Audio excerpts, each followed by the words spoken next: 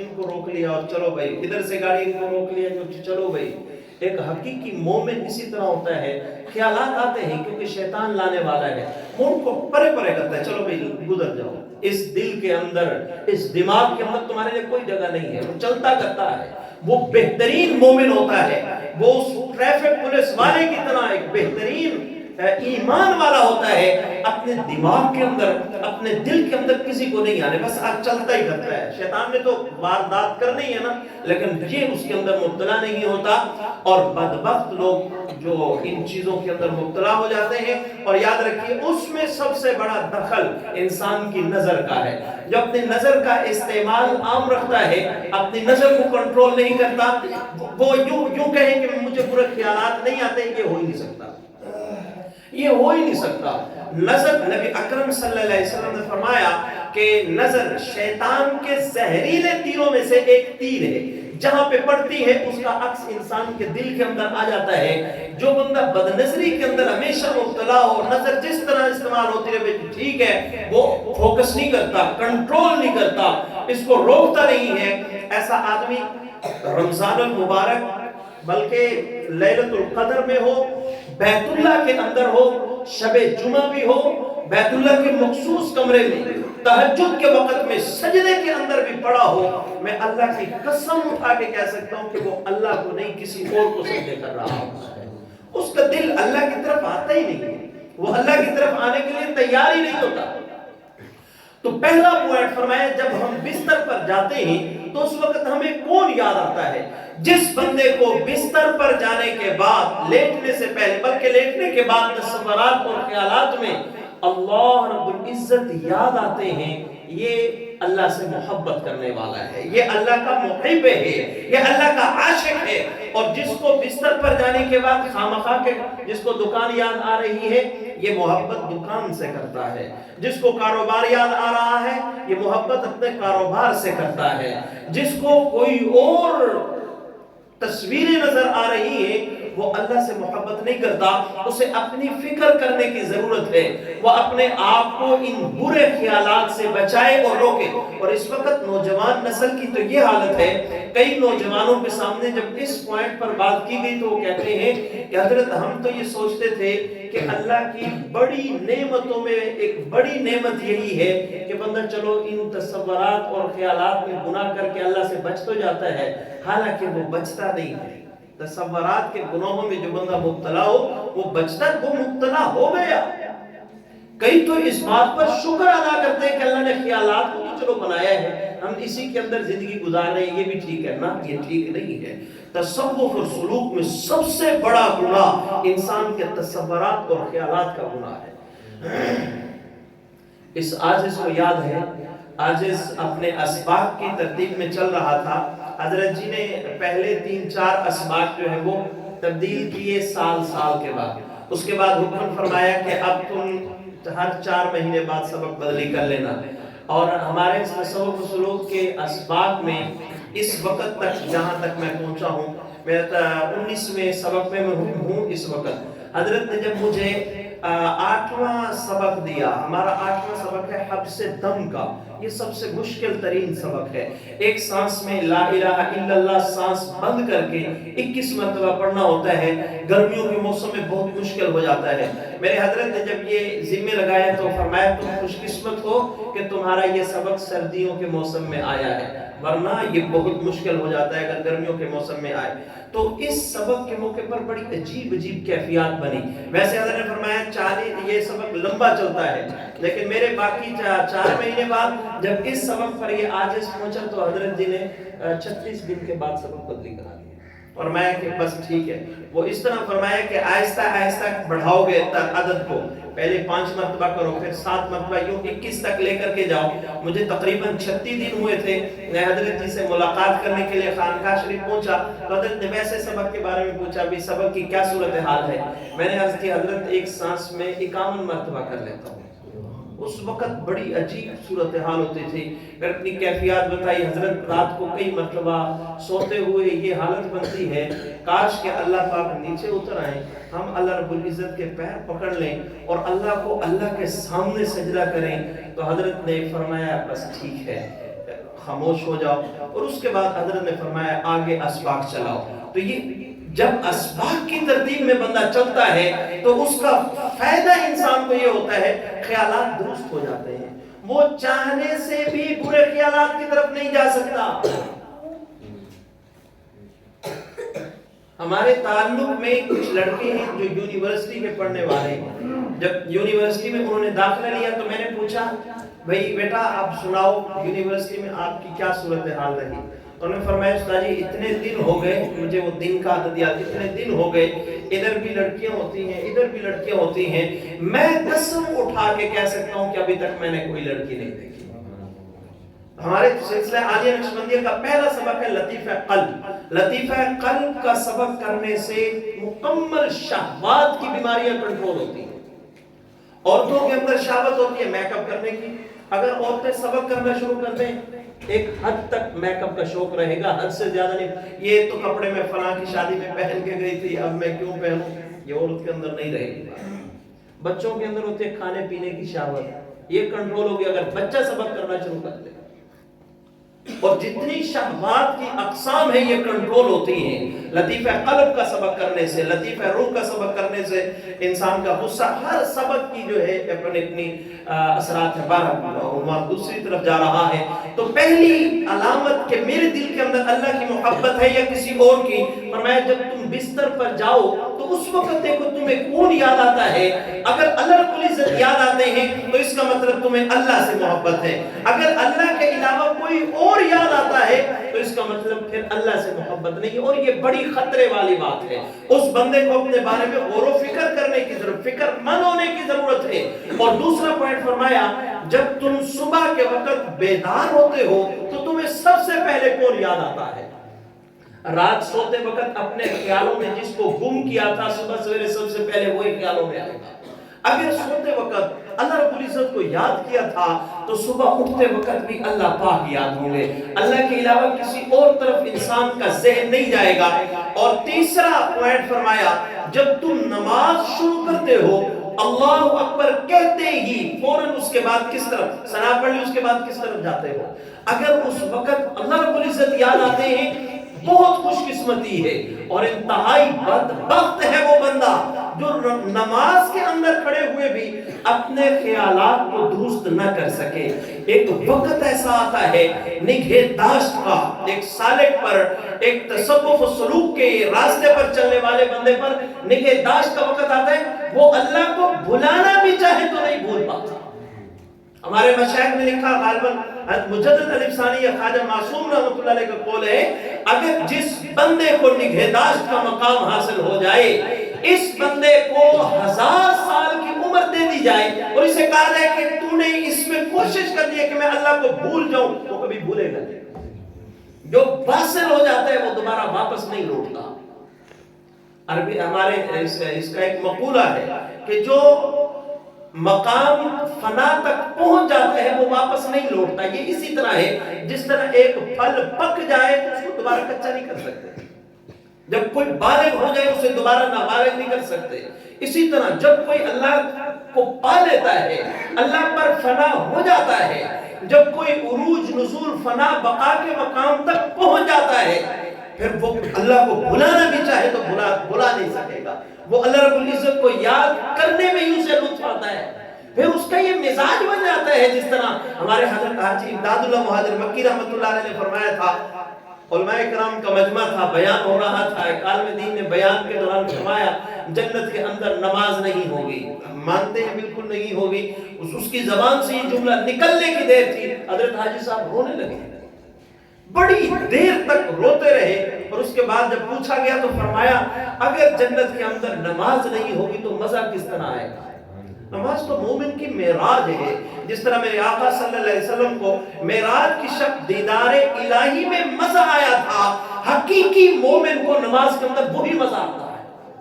اور حاجی صاحب نے فرمایا تھا کہ کاش کہ قیامت کے دن اگر میرا اللہ مجھے اختیار دے دے نا کہ جنت کی عیاشیاں, جنت کے محلات لے لو یا اس کے علاوہ کوئی اور چیز مانگ لو, تو میں عرض کروں گا کہ یا اللہ اپنے عرش کے سائے کے نیچے جائے نماز کی جگہ دے دیجئے, مجھے اس کے علاوہ کچھ نہیں چاہیے. فضائل اعمال کے مصنف اشراف الحدیث مولانا زکریا رحمۃ اللہ علیہ کے والد مولانا یحییٰ رحمۃ اللہ علیہ کے بارے میں آتا ہے وہ لمبے سجدے کرتے تھے. ایک مرتبہ کسی نے پوچھا تو رو پڑے اور فرمایا جب میں سجدہ کرتا ہوں مجھے یوں لگتا ہے کہ میرے اللہ نے میرے رخساروں کا بوسہ لے لیا. تو اس کو اتنا مزہ آتا ہے نماز. یہ کیفیات ہوتی ہیں اور ان کا تعلق ایک جملہ ہے کہ تصوف حال ہے قال نہیں. لفظوں میں جتنا مرضی سمجھا لو نہیں سمجھ آئے گا. جس طرح مولانا رشید گنگوئی رحمۃ اللہ علیہ نے فرمایا تھا کسی نے پوچھا حاجی صاحب تو حافظ بھی نہیں ہے عالم بھی نہیں اتنے بڑے جبال العلم اور فقیہ العصر ہو کر آپ ان سے کیوں بیعت ہوئے؟ تو حضرت گنگوئی رحمۃ اللہ نے فرمایا ہم نے مٹھائیوں کا نام پڑھا تھا مدرسے میں. توکل، رضا، تسلیم، ان صبر، شکر، ان مٹھائیوں کے نام ہم نے پڑھے تھے مدارس مدرسے میں اور ان مٹھائیوں کا ذائقہ ہم نے چکھا ہے اس خانقاہ کے اندر. اگر میں یہاں شروع کر دوں کہ جی سیب بہت زبردست ہوتا ہے، جس بندے نے کبھی سیب نہیں کھایا وہ کبھی کس طرح زبردست ہوتا ہے جی میٹھا ہوتا ہے. اچھا چینی کی طرح ہوتا ہے؟ اور نہیں بھائی چینی کی طرح میٹھا نہیں ہوتا. اچھا ہاں پھر گڑ کی طرح میٹھا ہوگا. اور بھائی گڑ کی طرح بھی میٹھا نہیں تو کس طرح ہوتا ہے؟ اب آپ بتا نہیں سکتے کہ سیب کس طرح میٹھا ہوتا ہے. اس کا تعلق چکھنے سے ہے. بندہ چکھے گا تب وہ ذائقہ محسوس ہوگا. تو سجدے میں جو انسان کو مزہ آتا ہے اس کا تعلق بیان سے نہیں ہے. یہ حال ہے قال نہیں ہے. لفظوں میں یہ بات نہیں بیان کی جا سکتی. تو ایک مومن کو اللہ سے محبت ہے یا نہیں اس کا تیسرا پوائنٹ یہ ہے نماز شروع کرتے وقت اسے کون یاد آتا ہے؟ جس بندے کو نماز شروع کرتے وقت اللہ رب العزت یاد آ جائے وہ بہت خوش قسمت ہے. اور جسے اللہ کے علاوہ نماز کے اندر بھی کوئی اور خیالات تنگ کرے بہت شرم والی بات ہے. اور چوتھی علامت ہمارے مشائخ نے فرمایا کہ ہمیں اللہ سے محبت ہے یا نہیں جب ہمیں مصیبت آتی ہے تو مصیبت کے وقت سب سے پہلے کون یاد آتا ہے یا کس کی یاد میں ہم لطف محسوس کرتے ہیں؟ مصیبت کے وقت بندہ اپنے محبوب کو یاد کر کے راحت محسوس کرتا ہے. انسان کو کچھ سکون آتا ہے اس کی یاد میں.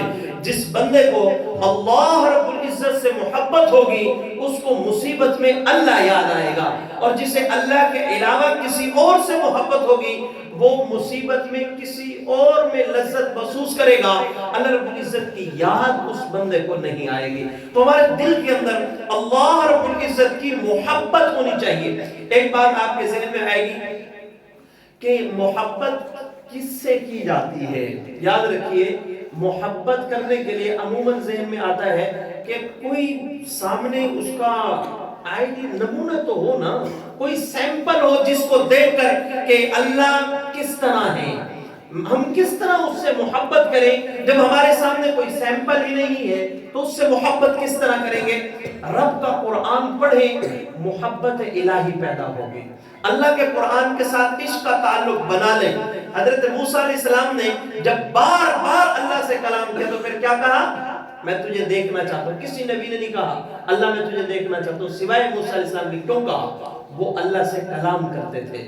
تو بات سے بات بڑھتی ہے. جب بار بار کلام کیا پھر دیکھنے کو دل کیا کہ اب میں اللہ کو دیکھوں. تو اللہ کو سمجھانے کے لیے ویسے تو اللہ کی ذات میں جو ہمارے مدارس کی ترتیب ہے وہ ذات الہی میں پڑھنے کی ضرورت نہیں ہے. بس صفات الہی دیکھو اور اسی پر گزارا کرو. ذات الہی کو سمجھنے کی کوشش کرو گے تو گمراہی ملے گی. یہ جملہ مشہور ہے اہل علم میں. لیکن تصوف کی لائن میں, کیونکہ میں نے ایک جملہ پڑھا حضرت کہ تصوف کیا ہے, فرمایا کہ جو دلائل اور برہان ہیں وہی چیزیں کشف کی صورت میں انسان کو نظر آنے لگ جائیں گے. تصوف ہے اللہ کے بارے میں ہمارا جو عقیدہ ہے وہ اللہ محسوس ہونے لگے. یہ ہے تصوف اور سلوک کی اصل محنت. تو ایک مومن اللہ سے محبت کرنا چاہتا ہے, دل کے اندر میرے اللہ رب العزت کی محبت آئے. میں ایک مثال سے اس بات کو سمجھانے کی کوشش کرتا ہوں. حضرت موسیٰ علیہ السلام نے کہا کہ اللہ میں تجھے دیکھنا چاہتا ہوں. اللہ رب العزت نے فرمایا موسیٰ مجھے نہیں دیکھا جا سکتا اس دنیا میں رہتے ہوئے. حضرت موسیٰ علیہ السلام نے اصرار کیا تو اللہ رب العزت نے فرمایا اچھا تم اس طرح کرو کوہ طور پر آ جاؤ اور فرمایا کہ تم اس پہاڑی کو دیکھو, تم اس پہاڑی کو دیکھو. حضرت موسیٰ علیہ السلام اور پہاڑی کے درمیان اللہ رب العزت نے 70,000 پردے حائل کیے. صاحب در منصور سے نقل کر رہا تھا. حضرت موسیٰ علیہ السلام اور حضرت موسیٰ علیہ السلام اور کوہ طور پہاڑی کے درمیان اللہ رب العزت نے 70,000 پردوں کو حائل کر دیا اور صاحب در منصور نے لکھا ہے کہ ایک پردے کی موٹائی زمین اور آسمان کے خلا کے برابر تھی. اب سوال پیدا ہوگا کہ اتنے سارے پردے سے ہم تو ایک ہی زمین میں ہیں نا, تو یہاں کیسے آ گئے؟ یہ میرے اللہ کی قدرت ہے. جو میرا اللہ قیامت کے دن زبان کو بند کر کے ہاتھ کو بولنے پر قدرت رکھتا ہے کہ ہاتھ بولے گا. یہاں پر بھی جب سوال جس اللہ نے اس گوشت کے ٹکڑے کو بولنے کی طاقت دی وہ اس گوشت کے ٹکڑے کو بھی بولنے کی طاقت دینے پر قادر ہے. ٹھیک ہے, تو اللہ رب العزت نے صاحب در منصور نے لکھا ہے زمین اور آسمان کے خلا کے برابر 70,000 پردے اس پہاڑی اور موسیٰ علیہ السلام کے درمیان اللہ رب العزت نے حائل کیے. اور اس کے بعد اللہ رب العزت اپنے نور کی تجلی ماری کوہ طور پر. جب وہ تجلی پڑی موسیٰ علیہ السلام بے ہوش ہو گئے اور وہ پہاڑ جل کر سرما بن گئے. اللہ پاک نے اپنے نور کی تجلی ماری.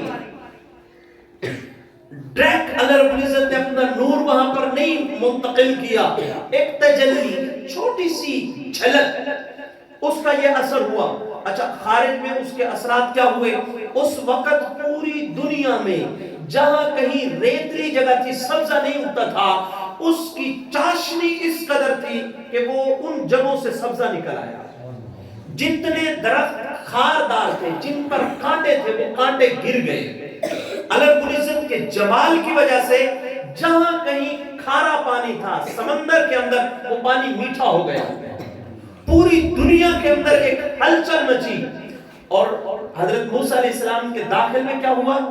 صاحب در منصور نے لکھا ہے موسیٰ علیہ السلام اتنے حسین ہو گئے, اتنے حسین ہو گئے کہ اگر انہیں کوئی دیکھ لیتا اس وقت, اگر کوئی انہیں دیکھ لیتا تو ان کی آنکھوں کی چمک رخسار کی دھمک کو دیکھ کر بندہ بے تاب بے قرار اور دیوانہ بن کے مر جاتا. کسی کے اندر ہمت نہیں تھی موسیٰ علیہ السلام کو دیکھ پاتے. اس کے بعد موسیٰ علیہ السلام نے کئی چمڑے اپنے چہرے پر حائل کیے اور اس کے بعد موسیٰ علیہ السلام کا چہرہ دکھنے لائق ہوا کہ وہ دیکھتے اور پاگل نہیں ہوتے تھے, دیوانے نہیں ہوتے تھے. صاحب در منصور نے حضرت موسیٰ علیہ السلام کی اہلیہ کے بارے میں لکھا ہے کہ وہ فرماتی ہے کاش کہ میں اپنے شوہر کو کبھی بغیر چمڑوں کے دیکھ پاتی. اتنے چمڑے لگانے کے بعد ان کا چہرہ صاف چمکتا ہوا نظر آتا تھا, لیکن وہ جو کشش تھی ان چمڑوں کی وجہ سے وہ کچھ کنٹرول ہو جاتی تھی, وہ کچھ رک جاتی تھی. موسیٰ علیہ السلام اتنے حسین ہو گئے تھے, اتنے خوب. کس وجہ سے؟ اللہ پاک کے نور کی تجلی کو دیکھا. اس تجلی کو ڈائریکٹ نہیں دیکھا. پہلے نمبر پر اس نے اللہ کو نہیں دیکھا تھا بلکہ اللہ کے نور کی تجلی کو دیکھا تھا. اور اس تجلی کو ڈائریکٹ نہیں دیکھا تھا, 70,000 پردوں میں دیکھا تھا. اور ایک پردہ زمین آسمان کے خلا کے برابر. اس دیکھنے کا اثر یہ ہوا, اس تجلی کا اثر یہ ہوا, موسیٰ علیہ السلام اتنے حسین ہو گئے کوئی انہیں دیکھ نہیں سکتا تھا. کسی کے اندر سکت نہیں ہوتی تھی, وہ دیکھ پاتا پھر اپنے آپ کو کنٹرول کر پاتا, دیکھ لیتا اور پھر وہ مجنون نہ بنتا, دیکھ لیتا اور دیوانہ نہ ہوتا. اتنے حسین ہو گئے تھے. اب خود اندازہ لگے کہ اللہ رب العزت خود کتنے حسین ہو گئے, اللہ پاک خود کتنے حسین ہو گئے. آپ حضرات نے بارہا سنا ہوگا, ہمارے اکثر دعوت و تبلیغ سے منسلک ساتھی جنت کے جب احوال بیان کرنے لگتے ہیں ان میں ایک بات بیان کرتے ہیں کہ جب جنتی لوگ جنت کے اندر جائیں گے اور حوروں کو دیکھیں گے اتنی حسین, ان کے حسن کو دیکھ کے وہ اپنی انگلی دانتوں کے اندر رکھ لیں گے اور 500 سال تک تکتے رہ جائیں گے. اور یہی جنتی جب اللہ پاک کا دیدار کر کے آئے گا تو اس وقت حوریں اس کے چہرے کو یوں انگلیاں اپنے منہ میں رکھ کے 500 سال تک تکتی رہیں گی. کیوں؟ یہ اللہ کو دیکھ کر آ رہا ہو. اور جنت کی حوروں کی آنکھوں میں طاقت ہوگی اس کو دیکھنے کی. جو پروردگار اتنا حسین ہو، اتنا خوبصورت ہو کہ اس کی تجلی کو دیکھنے سے، ٹریک نہیں، 70,000 پردوں میں دیکھنے سے، عام پردے نہیں، ایک پردہ زمین آسمان کے خلا کے برابر، دیکھنے والا اتنا خوبصورت ہو جائے، پروردگار خود کتنے خوبصورت ہوں گے.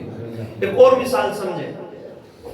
عموماً انسان کے ذہن کے اندر سوال آتا ہے جب ایک انسان کی روح برباد ہوتی ہے تو ایک عام انسان کی بستر پر لیٹے ہوئے اس کو اتنی تکلیف ہوتی ہے جس طرح زندہ بکرے کی چمڑی ادھیڑو اسے تکلیف ہوتی ہے. بعض ضعیف روایتوں میں یہ بات ملتی ہے.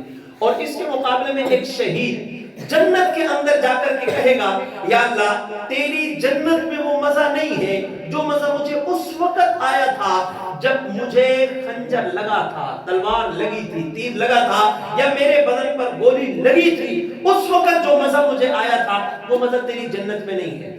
اب یہاں پر دونوں کو آپس میں جوڑو. دونوں کو جوڑنے سے نتیجہ کیا نکلتا ہے؟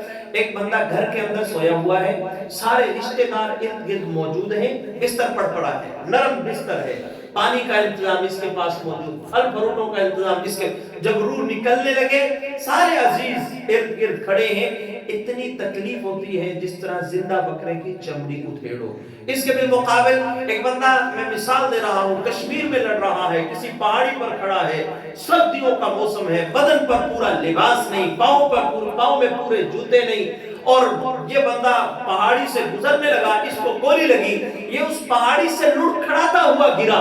کہیں اس کا بازو کسی پتھر سے ٹکرا رہا ہے، کہیں اس کا سر کسی پتھر سے ٹکرا رہا ہے، کہیں پورے بدن کے اندر کانٹے پیوست ہو رہے ہیں، لیکن اس کے باوجود یہ کیا کہے گا؟ یا اللہ تیری جنت میں وہ مزہ نہیں ہے جو مزہ تیرے راستے میں شہید ہوتے وقت مجھے آیا تھا. اس کی وجہ کیا ہے؟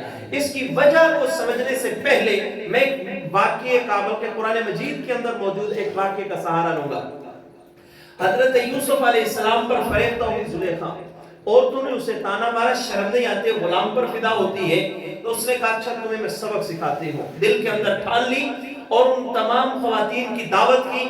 دعوت کرنے کے بعد ان کو بہترین ترتیب میں بٹھا دیا، ان کے ہاتھ میں پھل تھما دیا، دوسرے ہاتھ میں چھری تھما دی، اور نوکر کے ذریعے سے فرمایا یوسف علیہ السلام کو ان کے درمیان سے گزارنا.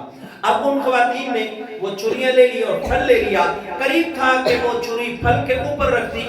یوسف علیہ السلام سامنے سے آئے. جو ہی یوسف علیہ السلام سامنے سے آئے، غضب کے حسین تھے حضرت یوسف علیہ السلام. جب یوسف علیہ السلام پر ان کی نظر پڑی تو یہ ساری خواتین بے بس ہو گئی، مجنون ہو گئی، اور انہوں نے چھری پھل پر رکھنے کی بجائے انگلیوں پر رکھ لیا اور انگلیاں کاٹ دی. خون کے فوارے جاری ہو گئے، سارے کپڑے لہو لہان، لیکن احساس تک نہ ہوا کیوں وہ ایک حسین کو دیکھ رہے تھے. ان کی نظر ایک حسین پر تھی اور وہ اتنے حسین تھے، انگلیاں کٹوا دی، احساس تک نہیں ہوا. نبی اکرم صلی اللہ علیہ وسلم نے فرمایا جب شہید میدان جہاد کے اندر لڑتے ہوئے شہید ہوتا ہے، اس کے خون کا پہلا قطرہ زمین پر بعد میں گرتا ہے، میں اپنا دیدار اسے پہلے کرا لیتا ہوں. تو اب یہ بات سمجھنا آسان ہے، ان عورتوں نے یوسف علیہ السلام کو دیکھا، دنیا میں رہتے ہوئے یوسف علیہ السلام کے دنیاوی حسن کو دیکھا تو اس قدر مست ہوئی، انگلیاں کٹوا دی اور پتہ تک نہیں چلا. شہید تو اللہ رب العزت کو دیکھ رہا ہوتا ہے، اس کی گردن کٹے اسے کیسے پتہ چلے گا؟ وہ اللہ کے دیدار میں غرق ہے، وہ اللہ کی جب اتنے حسین کو کوئی دیکھے تو کچھ یاد ہی نہیں رہتا، کسی طرف تصور اور خیال ہی نہیں جاتا. تو اب یہ بات سمجھنا آسان، اتنا خوبصورت پروردگار جن کے پاس موجود ہو اور وہ کہہ رہا ہو مجھ سے محبت کرو، تف ہے انسان پر کہ وہ اس رب کو چھوڑ کر پھر کسی اور سے محبت کرے. رب تعالی، ہمارا رب خوبصورت ہے، ہمارا رب ہے ہی ایسا کہ اس سے محبت کی جائے، اس سے پیار کا تعلق ہو. دیوانہ ہو بندہ اس کے نام کا، دیوانہ ہو بندہ اس کی ذات کا، دیوانہ ہو بندہ اس کی صفات کا، اس پر فدا ہونا چاہیے ایک مومن کو۔ حضرت ابراہیم علیہ السلام جنگل میں ٹہل رہے ہیں، ایک ساتھ بکریاں چرا رہے ہیں، جنگل کے اندر ایک صاحب گزرے، سفید ریش اور بڑی داڑھی ان کے چہرے پر سجی ہوئی اور صوفیانہ شکل۔ ابراہیم علیہ السلام کے قریب آ کر اس نے بلند آواز سے اللہ پاک کی تعریف کی، سبحان ذی الملک والملکوت، سبحان ذی العزت والعظمت والہیبت والقدرت والکبریاء والجبروت۔ اب عاشق بندہ ہو، اس کے محبوب کا نام اتنے خوبصورت الفاظ کے اندر لیا جائے تو تڑپ گئے ابراہیم علیہ السلام۔ قریب ہے اس جوان کے، اے جوان تو نے بڑے خوبصورت لفظوں میں میرے رب کی تعریف کی، ذرا ایک مرتبہ پھر میرے رب کی تعریف سناؤ مجھے۔ تو اس نے کہا کہ فریمیں سنا دوں؟ فریمیں کس طرح سن، مجھے اس معاوضہ دو گے؟ ابراہیم علیہ السلام دیکھنے لگے اور فرمایا میرے پاس یہ بکریاں ہیں، میں آدھا ریوڑ تمہیں دے دوں گا۔ اب اس نے پھر اسی طرح پڑھا، سبحان ذی الملک والملکوت۔ ابراہیم علیہ السلام پھر طرف گئے۔ عاشق تو ہوتا ہی وہ ہے جتنا بار بار محبوب کا نام آئے وہ تڑپ جائے، اس کی طبیعت غیر ہو جائے، وہ اور فدا ہو جائے۔ فرمایا ایک مرتبہ پھر میرے اللہ کی تعریف کرو۔ نبی آپ کیا دو گے؟ اور میں یہ باقی ریوڑ بھی تمہیں دے دوں گا۔ اس نے پھر پڑھا سبحان ذی الملک والملکوت۔ حضرت ابراہیم علیہ السلام کی پھر وہی حالت۔ حضرت ابراہیم علیہ السلام نے فرمایا ایک بار اور کرو نا میرے اللہ کے نام کسی طرح تعریف۔ نبی اب تو تمہارے پاس بکریاں نہیں رہی، اب مجھے کیا دو گے؟ حضرت ابراہیم علیہ السلام نے دائیں بائیں دیکھا اور فرمایا تمہیں بکریاں چرانے کے لیے کسی چرواہے کی ضرورت ہوگی، میں پوری زندگی تمہارا نوکر بن کے تمہاری بکریوں کو چراؤں گا، تم میرے اللہ کی تعریف سناؤ گے۔ روایات میں آتا ہے پھر اس نے یہی جملے کہے۔ حضرت ابراہیم علیہ السلام دائیں بائیں دیکھنے لگے اور خاموش ہیں کہ اب میرے پاس کچھ بچا نہیں، میں اس کو کیا دینے کا وعدہ کر کے اللہ کے نام کی پھر تعریف سنوں۔ وہ صاحب مسکرا پڑے اور فرمایا کہ ابراہیم میں کوئی انسان نہیں ہوں، اللہ کا فرشتہ ہوں، اللہ رب العزت نے مجھے بھیجا تھا، میں ایک مرتبہ پھر تمہیں فریمیں سنا دیتا ہوں، یہ بکریاں بھی تمہاری اور تم بھی آزاد ہو۔ اللہ تمہارا امتحان لینا چاہتا تھا۔ میرے خلیل کو دیکھو تو صحیح مجھ سے کتنی محبت کرتا ہے۔ اور جو عاشق ہوتے ہیں اللہ رب العزت کے، ان کو بھی چند خوف ان کے اوپر بھی سوار ہوتے ہیں۔ 4 خوف۔ خوف الاعراض، انہیں خوف ہوتا ہے ہمارا محبوب کہیں ہمارے سے ناراض نہ ہو جائے۔ جو بندہ مقام ولایت پر پہنچ جائے، ہم نے دیکھا ہے جو اللہ کے جتنے بڑے ولی ہوتے ہیں ان کی آنکھیں اتنی سوجی ہوئی ہوتی ہیں۔ اللہ والوں کو اگر آپ ان کے احوال دیکھیں گے تو صبح کے وقت یوں محسوس ہوگا جس طرح ان سے کوئی کبیرہ گناہ ہو گیا اور اس گناہ کے استغفار میں انہوں نے ساری رات رونے میں گزاری ہے، ان کی ایسی حالت ہوتی ہے۔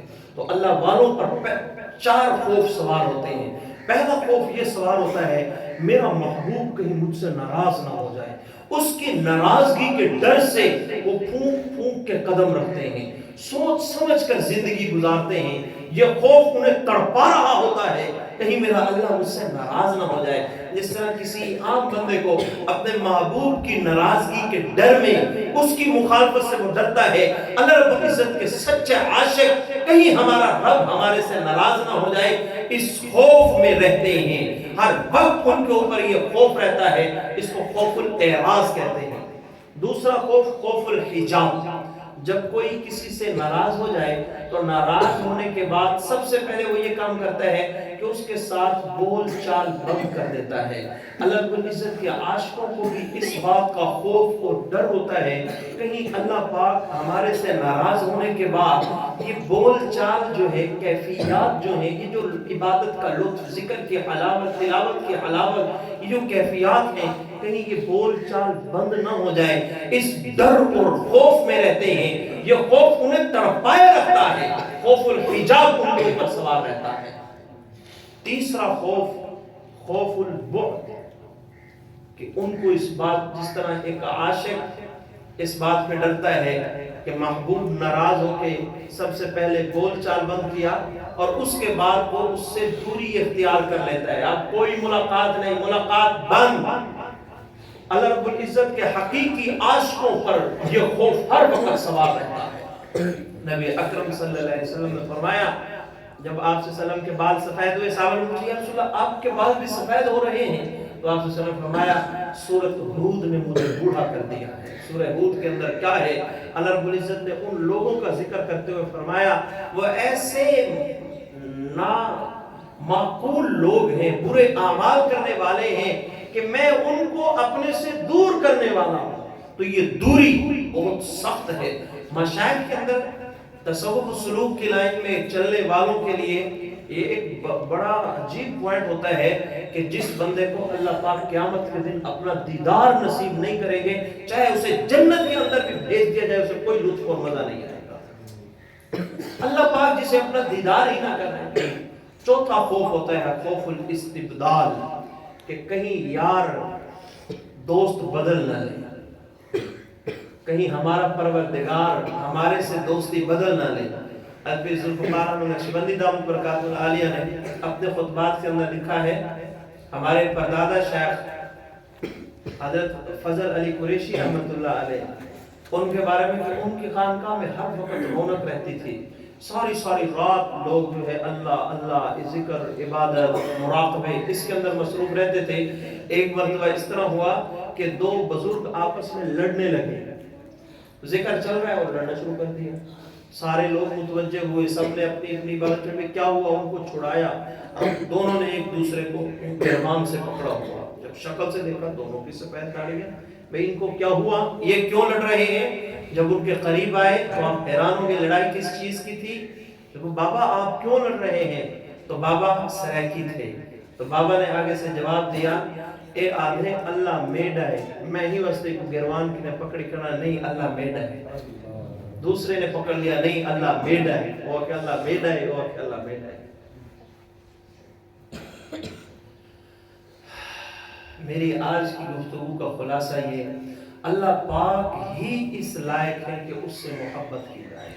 حضرت علی بن موقف رحمۃ اللہ علیہ نے بڑا عجیب جملہ کہا، بڑا عجیب جملہ فرمایا، اللہ اگر میں جنت کی لالچ میں عبادت کروں تو مجھے جنت سے محروم کرنا، یا اللہ اگر میں جہنم کے خوف سے عبادت کروں تو مجھے جہنم میں ڈال دینا، ہاں اگر میں تیری محبت میں عبادت کرتا ہوں تو قیامت کے دن مجھے اپنا دیدار نصیب کر دے۔ یہ عام دعویٰ نہیں ہے، ایک بندہ اپنے بارے میں یوں کہے کہ میں جہنم کے خوف سے عبادت نہیں کرتا۔ اور رابعہ بصری یہ کیفیات ہوتی ہیں ہمارے یہاں، پتہ کیا ہوتا ہے، ہم جو تصوف کی باتیں ہوتے ہیں ایک اصول یاد رکھو، ایک ہے ہمارا عقیدہ، ایک ہے ہمارے مسائل اعمال مسائل، اور اس کے بعد ایک ہے ہمارے اخلاق۔ تصوف کا تعلق اخلاق سے ہے۔ ہم کئی مرتبہ تصوف کی کوئی تصوف کا واقعہ ہو نا اس کو ہاں یہ عقیدہ ہے ان کا، وہ بھی عقیدہ الگ چیز ہے، عقیدہ الگ ہے، مسائل الگ ہے، تصوف الگ ہے۔ ہم تصوف کے واقعات کو اگلے کا عقیدہ بنا کے فٹ کر کے فتوی ٹھوک دیتے ہیں، یہ بہت غلط بات ہے۔ حضرت رابعہ دیکھو اس طرح کی بہت ساری باتیں ہیں، اب میرے ذہن میں بہت ساری چیزیں آ رہی ہیں۔ اللہ کے نبی صلی اللہ علیہ وسلم نے جب یہ فرمایا کہ اللہ اگر آج یہ 313 ہلاک ہو گئے نا تو قیامت کے دن تیرا نام لینے والا اور کوئی نہیں ہوگا، آپ ذرا اس کو عقیدے کی روح سے توڑ کے دیکھو کہ اس جملے کو اللہ کو اس طرح کون دھمکی دے سکتا ہے؟ ہاں وہ اللہ کا محبوب ہی کیوں ہے؟ ہر بات میں نا تصوف کی باتوں پر عقیدہ بنا کے فتویٰ ٹھوکنے سے پہلے ہمیں سوچ رہا ہے۔ رابعہ بصری کا بڑا مشہور واقعہ ہے، چونکہ اس واقعے پر میں نے کئیوں کو فتویٰ ٹھوکتے ہوئے دیکھا ہے، اس وجہ سے میں نے درمیان میں یہ بات کہہ دی ہے۔ حضرت رابعہ بصری ایک ہاتھ کے اندر ایک پیالہ لیا ہوا، اس کے اندر تھوڑا سا پانی، دوسرے ہاتھ میں چراغ اور آگ جل رہی ہے، دوڑتی ہوئی جا رہی ہے، پوچھنے والے پوچھا اما کہاں بھاگی جا رہی ہو, آج تک تو تیز کبھی چلی نہیں. فرمایا کہ میں جنت کو آگ لگانے کے لیے جا رہی ہوں اور جہنم کو بجھانے کے لیے جا رہی ہوں. اما کیوں؟ فرمایا کہ لوگوں کو کیا ہو گیا, یا تو جنت کی لالچ میں عبادت کرتے ہیں یا جہنم کے خوف میں عبادت کرتے ہیں, یہ اللہ کی محبت میں عبادت کیوں نہیں کرتے؟ اللہ کے عاشق بنے, اللہ سے محبت کا تعلق قائم کریں. اور محبت کے تعلق میں بہت سارے جملے ایسے ہوتے ہیں جو نکل جاتے ہیں, اللہ پھر خود دفاع کرتا ہے. موسیٰ علیہ السلام سے کیا کہا؟ موسیٰ علیہ السلام نے جب کسی بندے نے کہا کہ اللہ اگر تو نیچے اتر آئے میں تجھے کنگھی کروں گا, میں تجھے تیل لگاؤں گا, میں اپنی بکریوں کا دودھ تجھے پلاؤں گا. موسیٰ علیہ السلام کو یہ کیا بک رہے ہو؟ تو اللہ رب العزت نے فوراً وحی کی, فرمایا موسیٰ یہ میرا پیارا بندہ ہے, مجھ سے راز و نیاز کی بات ہے, اسے کرنے دو, یہ جس طرح لگا ہے لگا رہنے دو. کئی مرتبہ ان کے لیے مسائل بدل جاتے ہیں, ان کے لیے اللہ رب العزت کی ترتیبات بدل جاتی ہیں. ہم اللہ سے محبت کریں, اور محبت کی 4 قسمیں میں نے بیان کی. ان میں قلبی محبت, اللہ کے بغیر بے چین اور بے قرار ہو جائے, یہ محبت ہو اللہ سے. ہم نے اگر اپنے آپ کو چیک کرنا ہے تو اس کے لیے 4 مواقع ہیں. سوتے وقت میں کسے یاد کر رہا ہوتا ہوں, اٹھتے وقت مجھے سب سے پہلے کون یاد آتا ہے, نماز میں کسے یاد کرتا ہوں, مصیبت کے وقت میں کسے یاد کرتا ہوں. خوف الاعراض, خوف الحجاب, خوف البعد, خوف الاستبدال, یہ اللہ کے محبوب ترین بندوں کے اندر بھی ہوتا ہے. اور ہمارا رب, ہمارا پروردگار سب سے زیادہ حسین ہے, تو جو خوبصورت ہو وہ اس لائق ہوتا ہے کہ اس سے محبت کی جائے. اور اس رب تعالیٰ کے ہمارے پر اتنے احسانات ہیں, اور جو محسن ہو, احسان کرنے والا ہو, وہ اس لائق ہوتا ہے کہ اس کے احسان کی بدولت اس سے محبت کی جائے. دعا ہے کہ حق جل شانہ ہمیں سمجھنے عمل کرنے کی توفیق نصیب فرمائے. وآخر دعوانا الحمدللہ رب العالمین.